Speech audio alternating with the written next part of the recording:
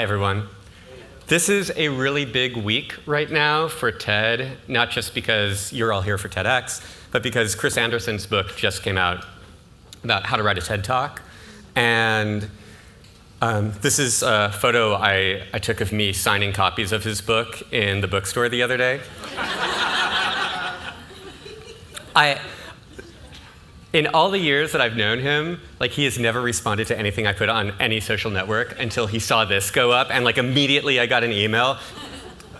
But TED Talks have become this really iconic phenomenon. I feel this personal connection to it because my role was, I got involved with TED in late 2005. I met everyone who worked there, and by everyone I mean there were 4 people.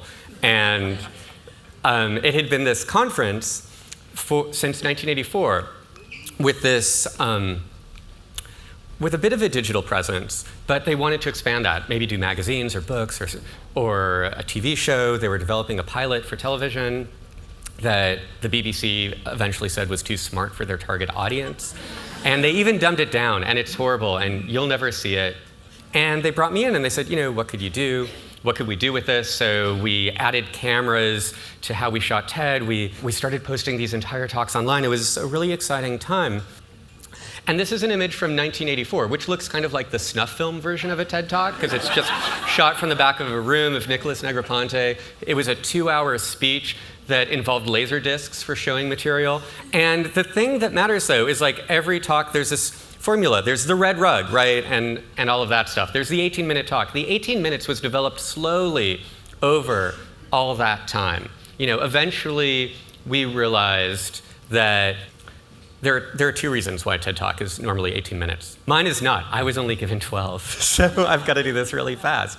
But one reason is because it's 20 with buffers built in for people getting on and off stage, so you won't be late to lunch. The other reason, and the reason I tell everyone TED Talks is 18 minutes long, is because 18 is less than 15. Seriously, if somebody said to you, you've got 15 minutes to do whatever, you'd be like, great, I've got 20. And if I round it up further, I've got 30. But as soon as someone says 18, it's so specific that you're going to go with that.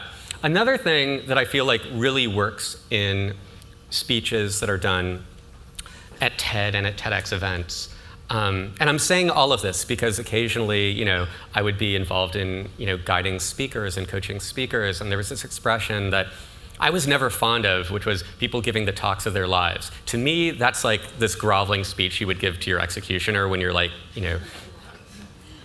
kidnapped in some dystopian sci-fi film.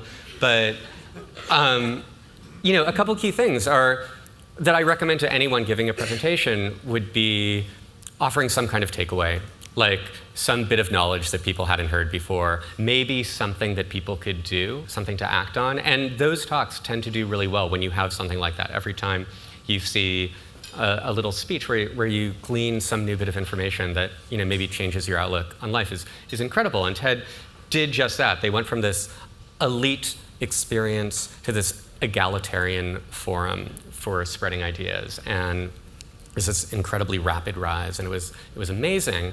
And another bit of advice I often give speakers, see, I'm throwing in speaker advice, is first of all, I tell everyone to just be themselves on stage. The worst thing you can do is try and emulate another speaker you've seen on TED. There's this amazing talk that I recommend by Jill Bolte Taylor, who's a neuroscientist who had a stroke, and her mind is going in and out of being complete gobbledygook, dealing with a stroke, and then being a scientist, going, I am having a stroke, how do I dial 911, and then not being able to. And she talks in a very particular way, but that talk was the first talk to just skyrocket to 1 million views.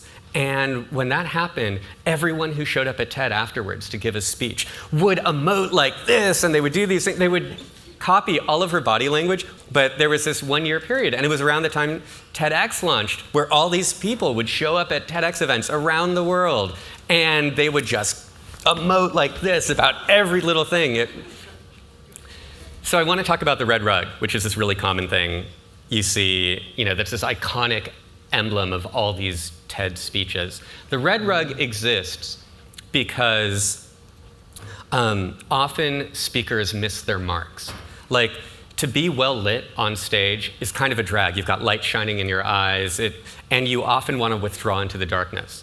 So I figured, instead of putting a little tape mark, let's put down something that's big enough that people can get on and move around in ways that are comfortable for them. Some people pace. Some people stay still. Some people fidget. Some people do this, which is actually really kind of awkward to watch. They look less comfortable or confident. I often tell people, just kind of plant your legs firmly and just go from there. And with the red rug, it gave everyone a perfect place to do just that. Also, it's a really warm color, so the light that reflects off of it looks good on all skin tones, and that's really the reason it was there. And suddenly it became this icon of TED and TEDx, which is wild. Right after I left my job at TED, I left so I could make movies, which is what I had been doing before I was at TED, and what I wanted to do next in a much bigger way. And there's a conference called Inc., which is the Indian TED. And it's this conference in India. I flew out for it, and I was supposed to give this speech to essentially a bunch of Indian businessmen about projects I had done before. And really, it became this talk about creativity. And I was trying to think, what could that takeaway be that I give to this really kind of stodgy crowd, which I decided it should be, sometimes you create projects for no other reason than the pure joy of that spark of creativity. And it may not have a point by certain standard remunerative values, which of course went online as Jason Wishnow on pointless creativity. And this is going to haunt me forever. So you've got to be careful with what you do. And this is the problem with the internet. Sometimes things just happen that you have no control over. So I was directing a music video a couple weeks ago, and I was on this really long train ride between picking equipment up across town. My laptop was broken, and so I was like, I've got work to do. What am I going to do about this? I put my phone in my pocket, and I did that thing that all of us always do, which is I brought a portable keyboard, the same portable keyboard that comes with every new iMac. And I was just sitting on a train, and it's amazing, in this world of manspreading where people are being shamed for that or whatever, in the week when the Panama Papers came out and there was an amazing exhibit on surveillance at the Whitney, I get photographed. I have no idea that this is happening, just typing notes into my phone by this random guy who I've never seen before. I didn't even see him do it. It may be hard to see, but if you look at the bottom of this slide, David Bowie's son retweeted that picture. And within a day, there were thousands of people liking and retweeting this thing. That's how I found out about it. It circled around the internet and back, and someone just tagged, hey, it's the Wishnow. And there was video too. And the best thing about the video is the guy actually moved to another part of the train, shot footage of me, and I felt a little weird about. Keep in mind, in a world of manspreading, I was taking up as little space as possible. You can see, it was a crowded train. So I'm occasionally looking up, looking over my shoulders. You can actually see in those pictures that I'm kind of looking over my shoulder, and that's why he stopped the camera. I had no idea he was there, though. But I just kind of know to turn over my shoulder, because when I left TED, the first big project I took on was a dystopian science fiction film starring Ai Weiwei, which we shot in China, under the radar, totally as surreptitiously as possible. We had no idea how dangerous this environment would be. So everyone on the crew, when we would communicate, we would switch between one mode of communication and another. We were using code words. We had our own name for him. After we finished the film, when I launched a Kickstarter campaign to raise money for the film, and it did so incredibly well that Ai Weiwei actually sent me a cease and desist because he thought I was making too much money at the time, which we've resolved. And after that guy posted that picture of me on Twitter, all of these comments started coming left and right. People were speculating whether I was an air keyboardist. this one girl wrote, "Oh yeah, he was super creepy. He was like staring right at me while doing it."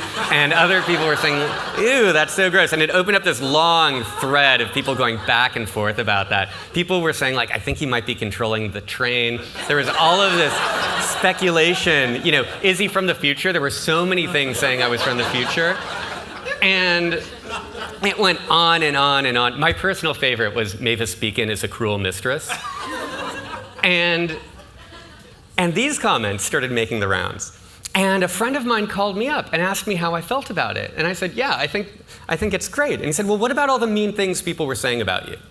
And I was like, well, what mean things? And I was like, the stuff about you being a creeper, the stuff about, I mean, I ended up in New York Magazine's matrix of despicable lowbrow things in New York, where the only thing more lowbrow than me is Ronald McDonald, and the only thing more despicable than me is actually nothing. And he asked, you know, how do you feel about all of these people, you know, saying this horrible stuff about you? And I said, I didn't actually notice anyone was saying anything mean. And he was like, really? And this friend said, wait, I have a question for you. There's a picture of a guy typing on the subway. And people are commenting about that picture. You just happen to inhabit his body. But if someone were to say anything negative about work you did, like a film you made, I was like, dude, I would I would just want to kill them. And the next day, I'm cleaning my apartment, and I find this printout I'd made in April 2008, where somebody made some comments on 2 TED Talks, one for William McDonough, one for Al Gore, saying whoever directed and edited these TED Talks should be fired because they're so poorly done. For whatever reason, I've held on to that for 8 years out of my personal vengeance. So anything anyone said about like me typing on the train, I could care less about. But it's those little comments, you know, that you read online and, you know, that come back to haunt you that can be so daunting. So what's the takeaway for you guys? Like, what's the thing? Nothing. This is actually just all about me. And I'm done, pretty much. But I wanted to just give you one last thing, though. Here are 2 TED Talks that you should check out that were done in 2005, a few months before I started working with TED. David Deutsch and Richard Dawkins, they are phenomenal. And in the earliest days of TED Talks, we released 2 a week, 2 on the same day. And this was an incredible pairing of talks that I always think back on as like one of my favorites. And you know, my hand in them is somewhat limited as well. So this is also a little bit less about me. Thank you very much.